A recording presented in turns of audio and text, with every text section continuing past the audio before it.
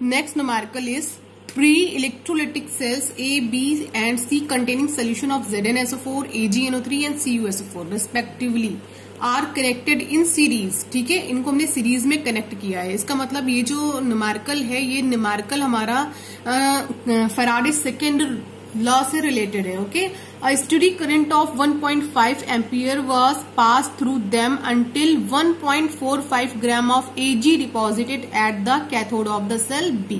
ठीक है, हम 1.5 एम्पियर की करंट पास करते हैं और तब तक पास करते हैं जब तक 1.45 ग्राम ऑफ सिल्वर कैथोड पर डिपॉजिट ना हो जाए, वो भी सेल बी में।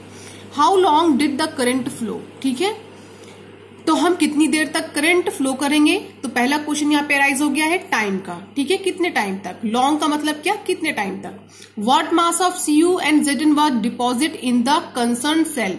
और दूसरा जो हमारा क्वेश्चन अराइज हुआ है वो हमें मास बताना है Cu और Zn का कि कितना ये डिपॉजिट हुए हैं। ओके, तो हमने स्टडी किया था फैराडे सेकेंड लॉ के according wait of Cu divided by equivalent weight of Cu is equal to weight of Ag divided by equivalent weight of Ag, weight of Zn divided by equivalent weight of Zn। इसी concept से हमें ये solve करना है। ये Faraday law से related, हमारा second law से रिलेटेड ये न्यूमेरिकल है। ओके, तो सबसे पहले हम इक्विवेलेंट वेट फाइंड करते हैं Cu का, Ag का और Zn का, तीनों का। तो इक्विवेलेंट वेट फाइंड करने के लिए मैंने आपको फॉर्मूले बताए थे, है ना। तो फॉर्मूला हमारा क्या था, equivalent weight of Cu is equal to atomic weight divided by valency. तो atomic weight divided by valency.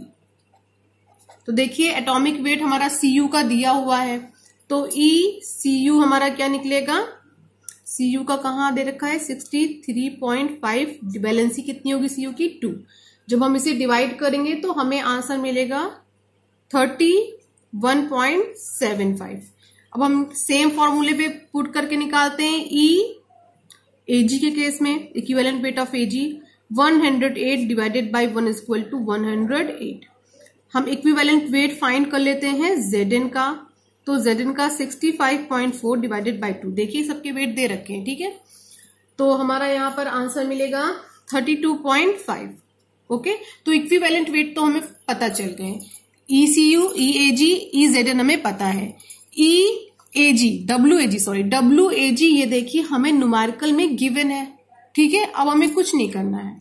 अब हमारे लिए जो हमारा न्यूमेरिकल है वो बहुत ज्यादा आसान हो गया। सबसे पहले हम इतने पोर्शन को पकड़े, तो इतने पोर्शन में Cu हमें फाइंड करना है, ECU हमें पता है, EAG हमें पता है, WAG हमारे न्यूमेरिकल में दे दिया गया है, तो EWCU हम बहुत इजीली यहाँ पर फाइंड कर सकते हैं। तो चलिए करते हैं। WCU is equal to WAG, पहले इतना लेके चल रहे हैं, EAG डिवाइडेड बाय ECU, इतना लेके हम चल रहे हैं। ठीक, चलिए तो यहाँ पे होगा क्या, हम वैल्यू पुट कर देते हैं। WCU एक साइड में करते हैं, WCU is equal to WAG into ECU divided by EAG। ठीक है, चलिए पुट करते हैं वैल्यू 1.45, जो कि हमारा क्वेश्चन में ही गिवन है। अभी हमने इक्विवेलेंट वेट Cu का कितना निकाला है 31 इंटू 31.75। इक्विवेलेंट वेट हमने Ag का कितना फाइंड किया है 108। ओके, तो हमें आंसर सॉल्व करेंगे तो क्या मिलेगा 0.426 ग्राम। ओके, ये हमें इक्विवेलेंट वेट WCU में मिल गया। ये एक हमारा आंसर हमें मिल गया जो हमें चाहिए था। अब हमें दूसरे का वेट निकालना है, यानी WZN निकालना है। देखिए हमारे क्वेश्चन में एक बार Cu पूछा गया, एक बार Zn पूछा गया। तो अभी हमने केवल इतना ले लिया था, अब हम क्या करेंगे, इतना ले लें।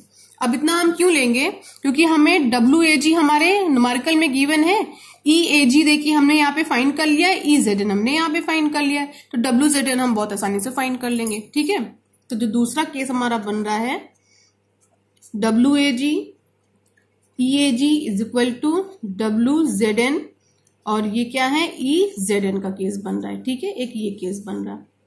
यहां से हम क्या निकालेंगे WZN, चलिए निकालते हैं WZN। तो WZN कैसे निकलेगा, WZN is equal to WAG into EZN divided by EAG।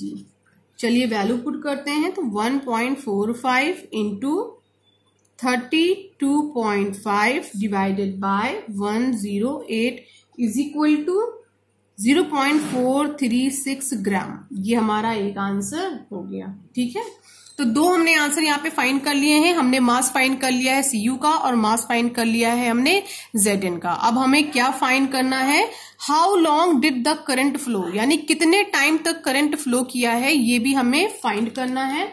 तो ये जो हमारा फाइंड होने वाला है ये हमारे फैराडे फर्स्ट लॉ से फाइंड होने वाला है, क्योंकि यहाँ पर एक ही सेल की बात करी गई है। हमने यहाँ पे सेल को सीरीज में जोड़कर बात नहीं करी है। ठीक है, सिंगल सेल की बात करी है।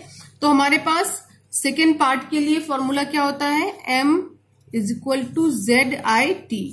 इस फॉर्मूले का हम यूज करेंगे। यहां पर हम मास जो पुट करेंगे वो मास हमारा होगा 1.45 ग्राम। ठीक है, यहां पर Z हमें फाइंड करना होगा, और Z हम किसका फाइंड करेंगे, अपने सिल्वर का, क्योंकि देखिए यहाँ हमने न्यूमेरिकल में 1.5 एम्पियर।